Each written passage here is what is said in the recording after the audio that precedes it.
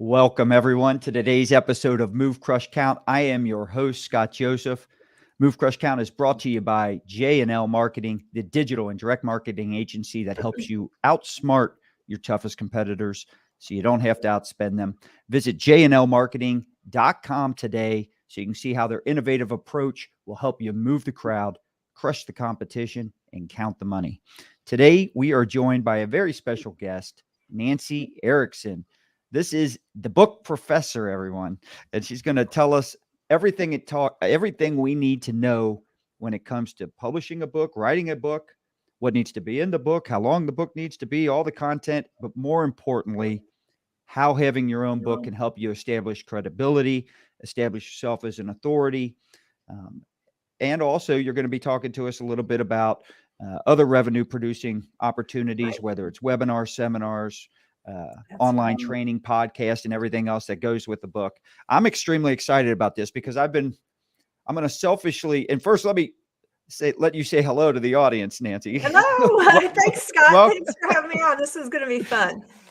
Welcome to the show. Thank you. I'm selfishly going to be talking to you and asking you questions because I'm one of these people that you're probably trying to appeal to, in the sense that I go back and forth. I understand the value of it, but I debate on whether or not, you make up all the excuses. Do I have the time and everything else to do it? But before we get into all that, let's dive into let's tell us a little bit. How'd you get into this to begin with?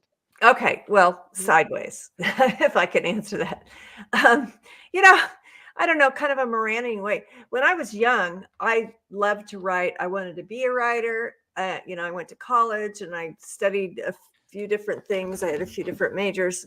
And so when I graduated from college, I did the illogical thing of joining IBM as a systems engineer.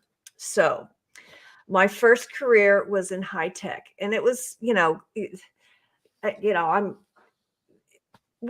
always had to it was like, get a job so that you can support yourself and everything. So that was really a good job to have. So I worked for IBM and for Oracle corporations for a number of years. And about in the early 2000s, my father was diagnosed with a terminal brain tumor. And so we knew that he only had about 7 months to live, which is a typical lifespan for someone with a glioblastoma.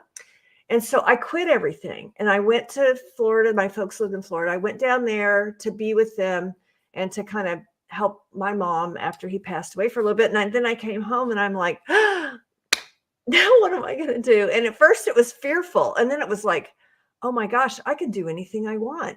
And so I knew I didn't want to do technical stuff anymore. And part of the thing that was hard for me. I should have made a switch years before, but you're kind of trapped by the money when you're making multiple six figures. You can't just walk away from that, right? So the perfect. At least you don't think you can. You don't think you can.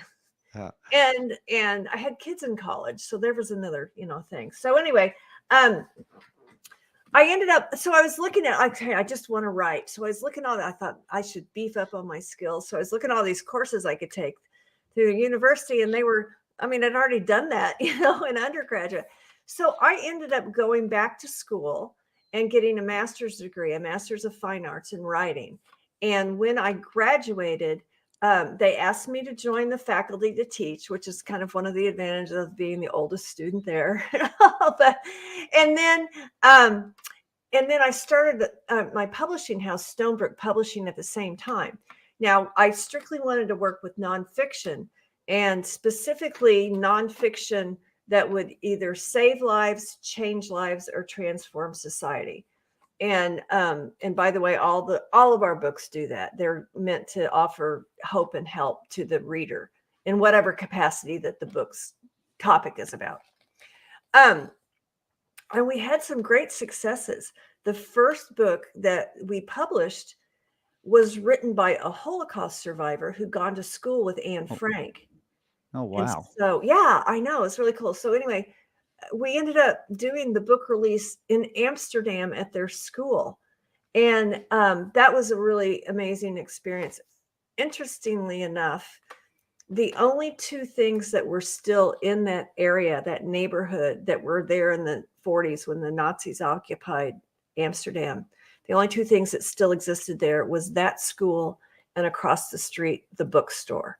And so they had a ceremony at the school for there's like 170 children who'd been murdered by the Nazis. And then they had this ceremony. Then we went across the street and did the book release at the bookstore. So I was like pinching myself, like, yeah, this was a pretty cool project.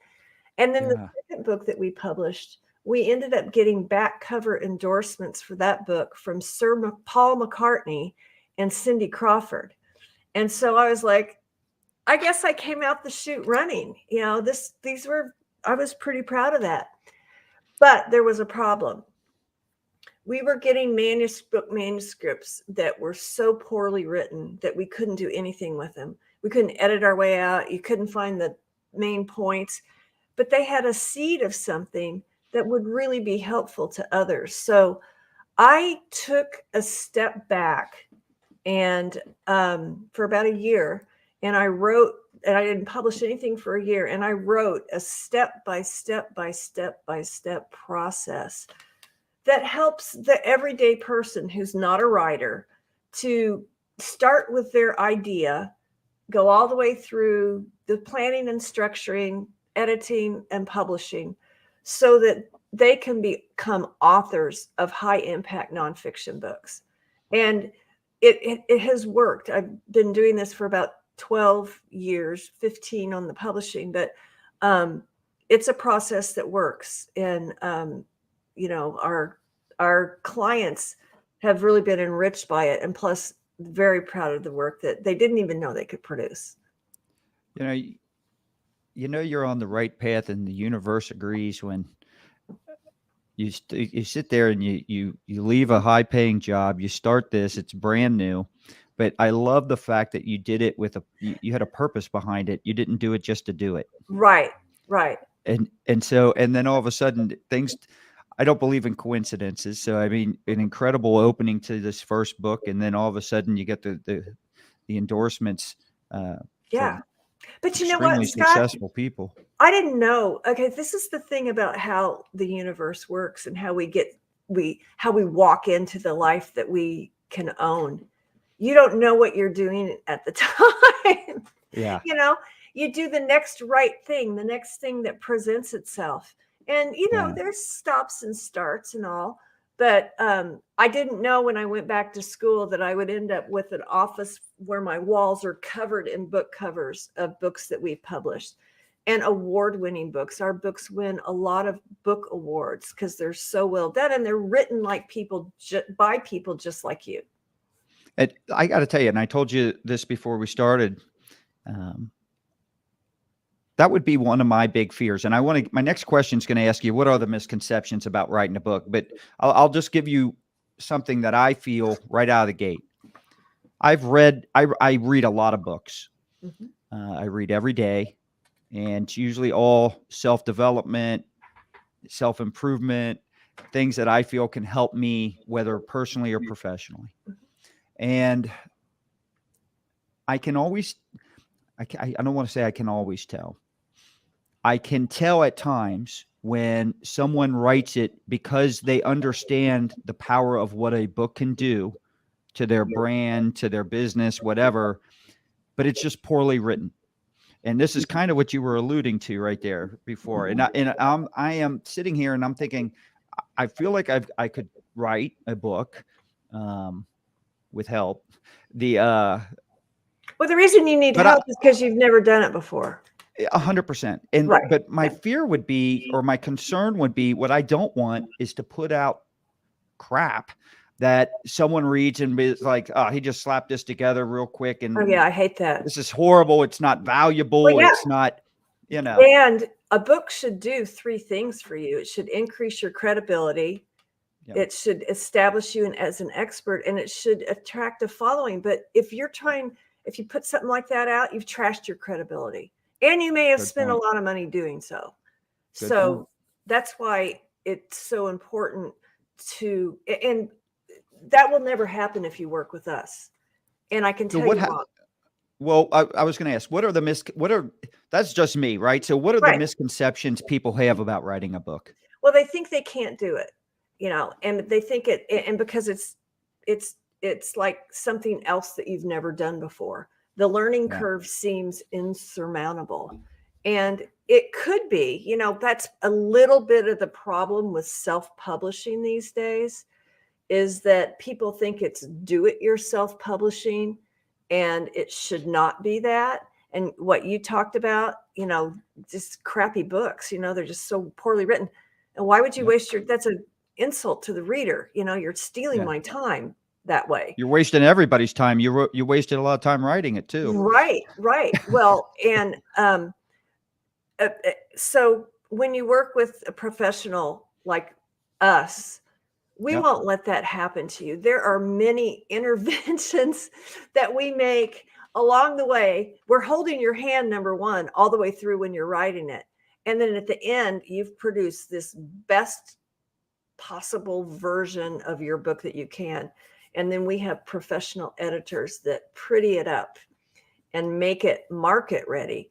And so your book is indistinguishable. It stands shoulder to shoulder out there with anything else that's on the market. And there are many techniques that we teach you along the way while you're writing your book that you incorporate that makes it interesting. I mean, people want you to buy their books, but writers write to be read so that their message can be ingested and that people can act on that new inspiration or information that they receive in a book. And so we're very, at every stage of the game, we're intensely interested in how you're doing what you're doing. People often ask me, what's the most important part of writing my book? And I'm like, well, it's whatever you're working on right now. Because if you don't do that well, you're getting downstream, you're going to suffer for it. So that's a common misconception. I can't do it. I don't know how. Well, you don't have to know how. You just need to get help. And there's a lot of coaches out there today. There's coaches for everything, but this in particular is really important because publishing is a really old industry. There are a lot of standards and conventions that when people self-publish and slap stuff together, they don't have any idea what they're doing. But other people know. Even if you don't know, other people know. They weren't going to judge you by your book. And what you want them to do is to see it and consider you as an expert in what you're doing and to, reach out and work with you. Another misconception is that they need a ghostwriter. And that is really far from the truth. I don't like ghostwriting, and I'll tell you why.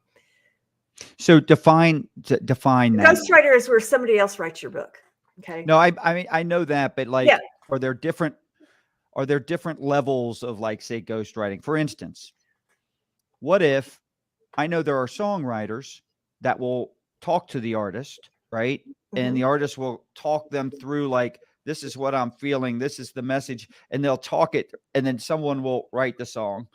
And then I would imagine then there's someone that will just ghostwrite the book, or a song all by itself. Right. So that's the idea. So the way it works is that you'll work with a ghostwriter. They will interview you about what, you'll tell them what you think your book is about. They'll interview you and all. But the problem with that is that you end up losing your voice. Your book should sound like you, even though it shouldn't be written in the way that you speak, because that doesn't make for good literature. But your book should sound like you. And when we work with people, we really dive in and kind of pull the meaning and the stories out of you. And so your ghostwritten book is only going to be as good as the questions that the ghostwriter asks. We really go deeper and have many, many layers and themes to your book that you weave all together. And one of the most important parts of it is that people learn differently these days. When you go to college or a class, the instructor can't stand at the front of the room and tell you do this and that and that. That does kind of approach doesn't work anymore. You have to ingratiate yourself with whoever you're working with in order for them to learn from you. And you do that all the way through your book as you're telling stories about your successes and failures and good client examples and bad client examples, et cetera. So the process that we take you through pulls all of that out of you, and you're the author. So ghostwriting is really expensive. It's like 10 times, what it costs to write the book yourself. And it's not faster. It is not necessary. Okay, so here's the thing. It's kind of a lazy way to do it, and then Well, now and I would imagine, people choose to do it because they're sitting there. I think you pointed it out earlier, right? People, at least the misconception is they think they save time, but at the same Right. time, if someone doesn't feel like they have the ability to do it, and or they make up all the excuses because there's a fear somewhere in there, and they're like, well, maybe this will make it easier. Yeah, well, I think it's also very frustrating because they'll send you back drafts and they didn't get the facts right. And then you're like, I told you this, and you're just back and forth like Right. that. The other misconception is that Chat GPT can write your book, and please don't ever do that. That is immoral, and you will lose all credibility. And but what if you agree can't with everything? Copyright something that AI writes? But what if you agree with every single thing that Chat GPT wrote? Well, I need to introduce you to my therapist. So let me put it this way. The people I work with are very concerned about their, their credibility and such. So, we don't want to trash it by using AI. And besides that, why, you have something to say.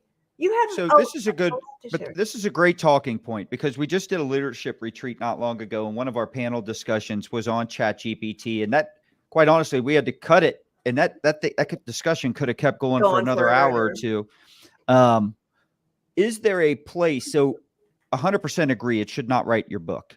So I don't want to, I jokingly go back and forth with you on that, but is there a place for it that you think it would be helpful in the book writing process? Is there any place for it at all? I don't know.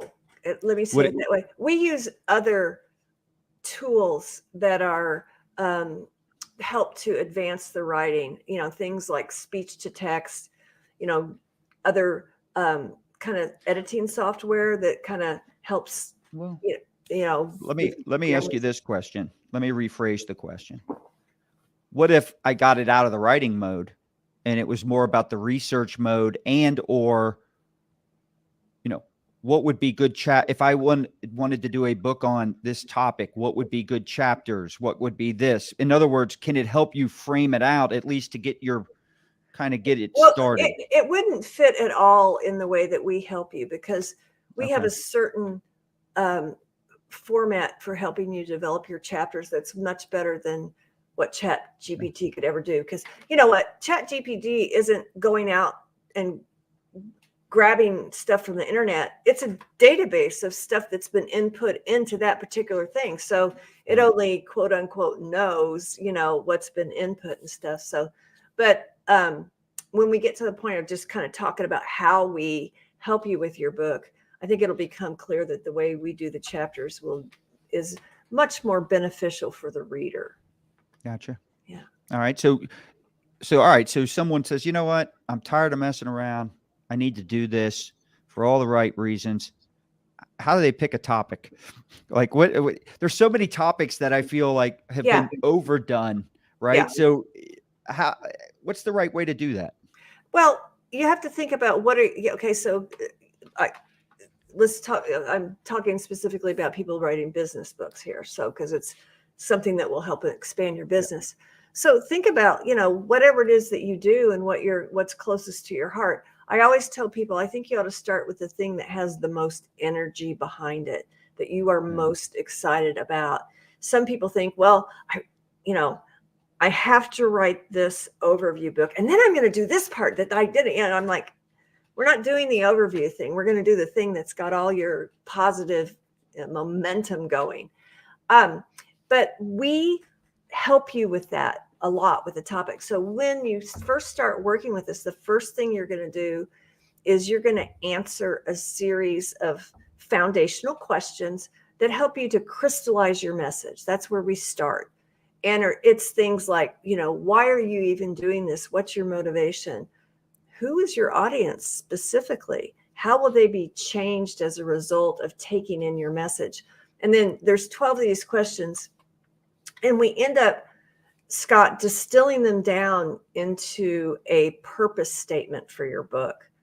And it's a single sentence that says, the purpose of this book is to do this particular thing for this specific audience, period. You can't put everything you know in a book. And, and so probably the most important part about your book is its structure. You have to have a structure that you can follow to communicate your message. And it's logical for the readers as they're following along with you. And that purpose statement is our initial plank, if you will. Yeah. That's good to know. All right. So if you had to sit there and say, I get it, you're passionate about something, it's your purpose, I've got my own personal mission statement and what my purpose is, right? So that would be a book topic. But what if it's just what if it's in a red ocean? We'll use these marketing terms, blue ocean, red. What if it's in a red ocean where there's just so many of the same type of books? What happens then? Well, what makes your book unique is you, right? So it has to do with your own personal story and your own approach to solving your clients' problems. And so the stories you're going to tell are way different and are way different than what anybody else can do. I agree. Let's take a financial planner for an example. Okay. Good example. Yeah. Yeah. Okay. So financial planner, we've got your purpose statement, but you've got a lot of audiences. You may have retirees, you may have people with college-age children or young physicians who are just starting out. So what do you do about that? So I advocate for people writing a series of books. And so, and you can just switch the audience out. And so let me just step back for a minute and tell you a little bit about the process. This will make a lot more sense if I do that. Is that okay, Scott? I love it. And I'm going to comment on this when you're done. When you brought up series, it gave me an idea on something, but go ahead. Good. We're generating ideas. Awesome. So when I said that the structure is, excuse me, the most important part about your book when you're starting out. So I developed this process called book mapping, and it's creating a visual representation of everything that's going to be in your book before you start writing. So there's two of these maps. One is your own personal story. You really need to tell your story and ingratiate yourself toward your readers so that they can know you and learn from you. Like I told you my story.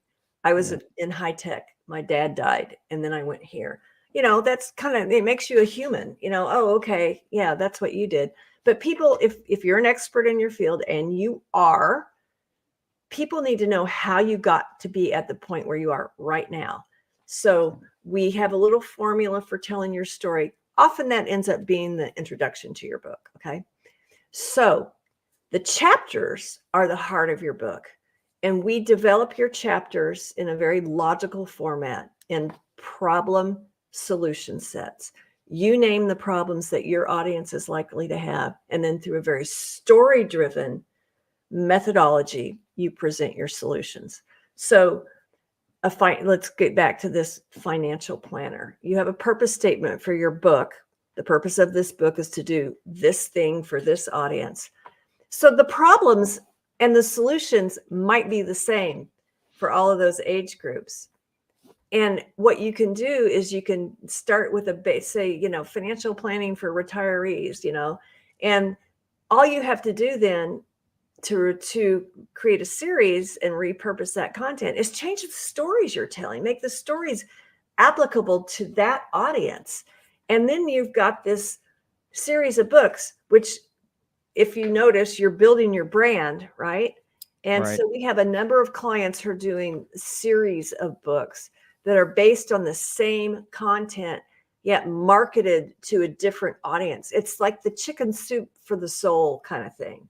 You brand yourself, you start having, a series of books. So that's what the process is. Now, I've been talking so long, I forgot the question. Well, I was going to go into, I'm a visionary, right? And so Yeah. I tend to have a short attention span, and my Like every thought other comes in. entrepreneur, right? Yeah, just things come in and out pretty quick. And so I ran across a book, and I started reading some books on focus and discipline and things such as that, and somewhat along the line of what you're talking about. He didn't necessarily change his audience, but he changed slightly the intent or what he was trying to deliver to the audience, but it all had kind of moved into this similar path, right? Discipline, focus, and it had a bunch of series. They were all short, small books, but extremely valuable, very clear, things you could read, understand instantly, and integrate or implement immediately. Yeah. And so they were outstanding book. There were 4 of them. So he had this series of 4, and I forget the author. Shame on me for that, to bring it up and then not have it here. But then he created it to where you could buy one book and it included all 4. Oh, yeah. So So you're productizing things, right? Yeah. correct. Creating products. And that's the other thing, Scott, that's really important. That's different. That's the way we differentiate ourselves, is that because we have, and you alluded to this earlier, because we have created your book chapters in problem solution sets, when you're finished, you should be able to take every chapter out and repurpose that material for other revenue producing products. So like if you're a speaker, doing seminars or workshops or online courses or video training, having podcast material, blog material. And this is all about, again, building your brand, establishing you as that expert. And the core piece is a book. Now, we know everybody's not going to read a book, right? We know that. Yeah. That doesn't mean you can't reach the rest of your audience where they're already engaged. And so that's what the format of how we construct your book lends itself to doing. So you started going on and answering another question I alluded to in our intro, where you were going to introduce other opportunities to use this book. And to me, leverage as a marketer is extremely important. Yeah. And so I love all these ways that you're leveraging this. Like you said, not everybody reads a complete book, but they might read a blog. They might attend a webinar. They might do some type of online course or whatever. You have it. But it's interesting what you're saying here also applies to brand building. And I want the audience to understand that you're taking this theme or this topic of this book, and as you use it in other networks and other avenues and other opportunities, it's still all promoting the same message, right? You and the message of what you're trying to teach. Yeah. And so, a blog might take one element of that book. Correct. Right. And drill down, but it's just drilling it down further or grabbing attention that could then drive people back to the full story in the book. Exactly. Or actually, ultimately, we want to drive them to you. Correct. To work with you. And this is all part of establishing your credibility and your expertise, because you are an expert in what you better be an expert in what you're doing, but because you're doing it and they're not, they don't know how to do it. Like, I'm an expert in book creation. Yeah. And that means I've been doing it for a very long time, and other people need that. So it's, you're an expert in your own area. So Nancy, let me ask you, how does someone know if they have enough material to write a full book? Well, often they think they don't, and it's not true. And again, when we take you through the process of, you name each problem that for each chapter, and then you have these solutions, and what you're doing is telling stories and stories and stories. So I know you've got stories of things that have gone well and things that haven't, right? Yeah. So there's good and positive and negative stories. And part of what we do is we pull all this out of you. And I had a client in London, and he was one of the founders of the barcode industry. Oh, And he wow. was like, I don't really have anything to say, and I can't remember anything. And, as we went through this process in a little step by step manner, I mean, it just Well, flooded out of him. can I ask you? So that was going to be like, can you walk us a little bit? You don't have to go through every step, but can you kind of give us an elevator view here, or as much detail as you want? Like, what is that process? Yeah. So, like I said, we start off with those foundational questions. Yeah. And then we go into creating these book maps, which again, they're like mind maps for your book. And then we do all that before you ever start writing. And one of the biggest misnomers in writing a book is just sit down and write. That is such a waste of time. I mean, and invariably, and I've worked with a lot of authors who've done that, and then they've come to me and we've started over with this process, and they're like, oh, that's how I should have done it the first time. So what is that, your book? No, this is what I would have after about an hour. Oh, Just a blank. yeah. So as we're mapping out these books, what we're doing is we're identifying every point you're going to make, every story you're going to tell, every object lesson, every, and we have the opportunity to pull in other things that you've written before that fit in those spots. So if you have, other material that you've developed in your business, otherwise, if we can find the right fit for it, we can include that as well and, massage it in there and such. So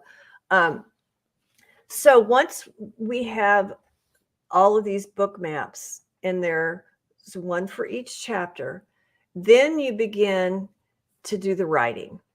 And during this period, I say all we're aiming for is a shitty first draft. And that's a literary term. Ernest Hemingway said the first draft of anything is shit. And boy, is he right, So in the first pass, all we're trying to do is get everything from those maps down into, not on paper, but, electronic format. And I would just, people dump all this out. And so that's probably the most challenging part, because you're never starting with a blank page, because you have your prompts there about what you're going to do. But actually getting your butt in the seat and your fingers on the keyboard is what is the challenge for people. So we have a lot of accountability, weekly accountability involved and such. And that helps keep people moving. Once we have that first one. Yeah, go ahead. Well, I was going to say, it's kind of interesting because it sounds like some of the prompts and things that you have also will help eliminate, and I was going to ask this next is like, what do you do if you're stuck or you got writer's block? There's no such thing as writer's block. And I'll tell you why. Writer's block is just sitting there fiddle farting around, not knowing what you're going to do. Right. But you're going to know what you're doing because you have extensive maps that have every point you're going to make on it. It becomes a matter of execution. Well, and I was going to go like within the last year and a half, 2 years, I started journaling every night. Good. And so, at first I was like, all right, what am I going to write about? Right. But then I started thinking, all right, now here's my personal mission statement. Why am I not writing about what I did today that helped me achieve this mission statement? And then what did I do that probably took me a little bit further away or didn't help me achieve it? And why am I doing these things? Right. So I can consciously, and what I've noticed is the more I write, the more things actually come to me. Exactly. And you do have to, you kind of have to gear up, and get your wheels churning and stuff. And so, we help writers with a lot of things like that. We also like to introduce you to some time-saving tools. A lot of our writers, some people have done a lot of their book, but just in the car, Yeah. Here's my topic, and getting some things down, on your notes on your phone, and then you can pop it into your writing program. But a lot of people like to start talking it out first, and then that's not good. I mean, then you have to go back and massage it a lot, Right. But if that's a good way for you to dump, there's all kinds of productivity tools that we suggest that you use. We also can use things like Grammarly, if somebody thinks Yep. that they're not doing I use something Grammarly. correct, which that's a great tool. Use that. I love that tool They're because tools. They're not cheating. They're tools. They're not, replacing I your love brain with a bot. I love Grammarly because it says that you should be, for people to understand it best, you should write it at an 8th grade level. And that's where I naturally write anyway. So it's perfect. Yeah. I don't know about the 8th grade level. I don't know about learning levels, but I do tell you that we do make a lot of effort to extract jargon from your book.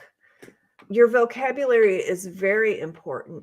And frankly, you know what the problem I run into most with professionals is? They elevate their vocabulary because they think they have to sound smarter or prove they're smart. And that's yeah. Nancy, we've got a frequent guest on here. He's a lot of times a co-host. His name is Sandy Cerami. I'm bringing this up in hopes that he's actually watching this live. I kid him all the time. He starts using all these big fancy words. I tell him I need a thesaurus just to have a conversation with him. And how much fun is that? That's not fun. Okay. So it's fun when I give him shit. Well, yeah, but you can give him shit about it, but it's not fun to be on the other end of a conversation like that. So let me tell you, here's the trick. The best writing is when the reader doesn't realize they're reading. They're just moving through your material. So, here's my pet peeve, the word utilize. The word is use. You don't need 3 syllables to say use. And that's gotten into our business speak all over the place and stuff. So anyway, we get our red pencils out and help you not dumb anything down ever, but to communicate complex ideas and concepts in a manner that can be understood. That's what communication is. So we help you with that. So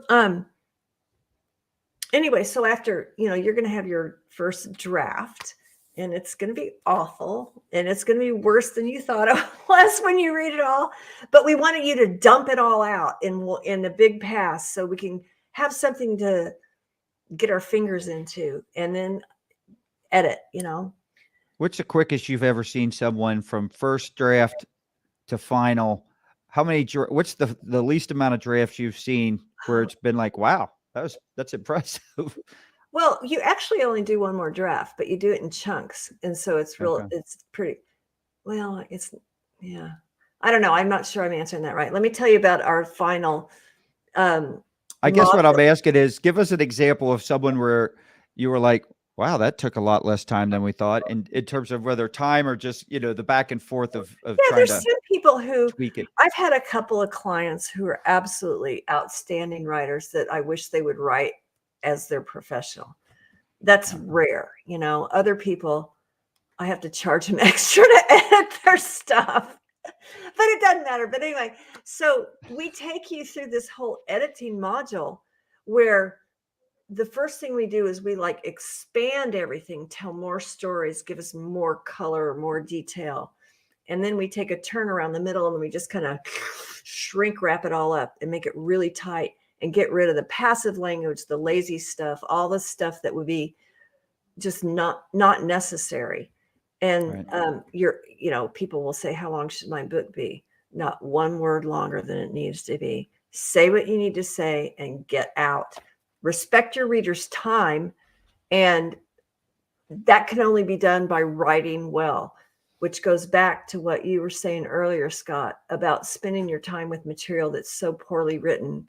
That stuff makes me mad because I don't even finish those. There's been or books I've bought. it, Yeah. You read halfway through the first chapter and you're like, you got to be kidding. Right. Yeah. And so that happens a lot with self-published books, and people give me their books a lot. And I'm always so impressed that they've written a book because it is not an easy task. But most of the time in my heart, I'm saying, please don't give this to anyone else. You have no idea how you have really just trashed your credibility with this. You're better than this. I mean, I always think things like my books and my websites and all should make me look a little bit better than I really am, not a little bit worse. So, Yeah. this is a professional piece. You can spend just as much money and doing it in a do-it-yourself way when you could have had help from the get-go and come out with a really polished product. Give us some specific examples, one or two, of some authors you've worked with where they've written a book and it's really taken their business to another level. Yeah. So do you see right over my head that book that says CEO Tools 2.0? Can you see that? Yes. Yeah. Yeah. You pointed over there, but it's over here, the Wait. other side. Yeah. There you go. There. Yes. It's hard to do backwards. That author, Jim Canfield, are you familiar with Vistage? He was a Vistage speaker, and he's one of the highest ranked ones in Canada and the United States. So he took on this book and we wrote it, and it's sold well over 10,000 copies and just gone around the world. And it's been a great success because it is a handbook for CEOs. And a lot of it has to do with the financial aspect of being a CEO, but also how to be able to step in and out of your business and have it still be running and those kind of things. So he was very successful with that. We also do another classification of book, Scott, that I call overcomer books. And these are people who have had drastic, probably problems, and have come out on the other side really whole and healthy. And I'll give you another one example of our author. This side, that one right there, by Nicole Bell. It's called What Lurks in the Woods, and it's the story of her. She and her husband. She's an MIT brainiac. Develops medical technology devices. And her husband did that. And so anyway, he started off, he was starting to have weird memory loss and kind of getting lost and stuff. So anyway, went to doctors and stuff, and they diagnosed him with early onset Alzheimer's. And she's like, that's not it. It can't be it. He's too young, no family history. She's like, test him for Lyme disease, blah, blah, blah, and they did, and markers came back. I don't know, whatever. So fast forward, he totally disintegrates and ended up in a nursing home. And it was at that point that they diagnosed him with Lyme disease, just like she thought. But she went in and did all this research and got all these things together. And if he had had the medical intervention at the early point, he would have been fine. He died a year ago. And so now she is using that book as her platform to speak out about Lyme disease and other tick-borne illnesses. She's been on the Today Show. She's now, I think she's joined a company where they're developing medical testing for tick-borne illnesses and stuff like that. So really gone far and wide and been a voice for, I didn't know anything about tick-borne illnesses. There's a whole bunch of them, and every time I walk through the park with my wife, I feel like that's her number one fear. I kid her about it. Yeah. Well, it's kind of not funny when you can. I grew up as a little kid, a little boy playing in the woods, right? And I had my mom was checking my head every single night. Me too. So I grew up in Oklahoma, and we ran barefoot through the woods all day and night, and we'd get ticks all over us. Exactly. And maybe I have brain damage. I don't know it. It explains a lot with me. Yeah, but our books are intended to do something extremely important, and it goes back to my foundation of even starting this. It's like we have so many problems in our world today that we can't even name what they are, much less solve them. But I believe that the answers are trapped inside of people like you. And that when you simply tell your story, what you've invented, what you've developed, what you've overcome, what you've gleaned, what you've developed, that you become the source of two things that people can't live without. And those two things are hope and help. And all of our books, whether they're about building businesses or entrepreneurship or any other disease or illness and all, are all of our authors understand that that's what we're really doing. And it's, it's not even about the book. It's about getting that message out of you and out into the world where it can do its work. All right. So how can someone take a book and, let's say they wrote it a few years ago, but how do they continue to leverage it? We've talked about the podcasts and the webinars and stuff like that, I guess, but to make it, I guess, as evergreen as possible. Yeah, well, it kind of starts all with the writing, Scott. And part of what we do when we're working with you is we don't let you put in things that timestamp the book that would make it out of date. And I'm talking about things like cultural references. You can't talk about this year's Academy Award winners, which I don't even know who they are, other kind of social current things in there. We want it to be about you, your story, and what you have to offer, and so that it doesn't go, stale. And nonfiction books have a very long shelf life if they're done properly. But the truth of the matter is, and you haven't really hit on this nugget yet about marketing, is that books don't write themselves and they don't sell themselves. So you have to have ways to keep yourself in front of your audience, whether it's through, a lot of our authors have started podcasts like you have, and that keeps them in front. They're present in networking and things and different organizations and stuff. If you think that just having your book on Amazon is going to, just don't quit your day job, right? And the point of your book is for you to use it as a business tool to attract people to you or to give you credibility. I know a lot of our financial planners, they get tired of answering all the same questions over and over and over again. So they here's my book. Here's a chapter in particular that would pertain to you that you would find of value. So for most of our clients, this is a business investment. It's an investment as a tool in their business. And so I was going to say, you brought up marketing, but I'll ask you this one final question, and you can take it anywhere you want. Is there anything we haven't discussed on the show that you think is important to either a current author or someone who's about to or considering writing a book that you want to make sure they understand? Yeah, I just want to tell you, don't shortchange yourself. You have answers to the problems that people have. And so don't underestimate yourself in what value you have to bring to others. And it's very personally rewarding to know that you're really meeting somebody else's need. And yes, there are a lot of books that are published every year, but not yours, not like yours. You're the only one who has your story. So you're the only one who can really do that.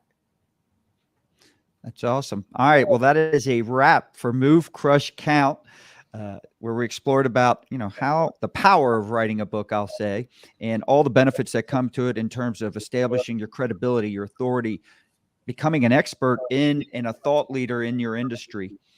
I hope you enjoyed this episode. I hope you gained a lot of insights. Nancy, I can't thank you enough. Tell us a little bit. I've got it scrolling here at the bottom. Yeah. So if people are watching the show, of course, I want to make sure the people just listening can get it as well. But we've got your web address up there, thebookprofessor.com. But tell us a little bit more, because you're also offering where they can schedule a free 30-minute consultation with you if they're thinking about. Yeah. So I love talking about book ideas. So if you're thinking about something, all you have to do is go to my website, thebookprofessor.com. There's a link at the very top navigation that says schedule a call with Nancy. If you click on that, my calendar pops up and you can find a time that works for you. So it's easy, thebookprofessor.com. That is awesome. So, and it's an easy way to do it. So please take advantage of that. Once again, if you're watching, it's scrolling at the bottom of the screen right now. That's thebookprofessor.com. Connect with Nancy Erickson. Nancy, thank you very much for sharing with our audience today. Yeah, it's fun. It was great. And I know that there's a lot of people out there that, especially if they're sitting there on the fence, there's a lot of things like for me, I'm sitting there thinking, all right, I just need to come up with a topic now. But quite honestly, it's easy because don't need to come up with a topic. I do this show. And I get exposed to so many great people. And then I do our leadership retreats where I'm exposed to so many new ideas and breakthroughs. I have just a mountain of material and content, and I need to quit coming up with excuses as to why I don't have enough. I just one more word to your audience too, Scott. If you're thinking right now, yeah, I should probably do this. Do it. Schedule a call with me. Let's jump in. I'll tell you if you have a bad idea. So anyway, it's fun. No obligation.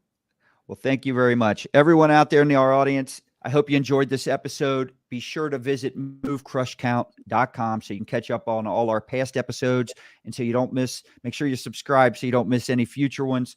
Also, don't forget to follow us on Instagram, join our Facebook group, and tune into our live streams, whether they're on LinkedIn, YouTube, Facebook, or Twitter. So that way you can stay connected with the community.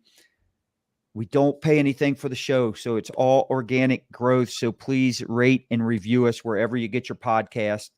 It goes a long way. Share this episode as well. So lastly, we want to give a special thanks to our sponsor, J&L Marketing. This is the digital and direct marketing agency that helps you outsmart your toughest competitors so you don't have to outspend them. Visit jnlmarketing.com today so you can look at their innovative approach and learn how they'll help you move the crowd, crush the competition, and count the money. Everyone have a great day. Thanks for tuning in.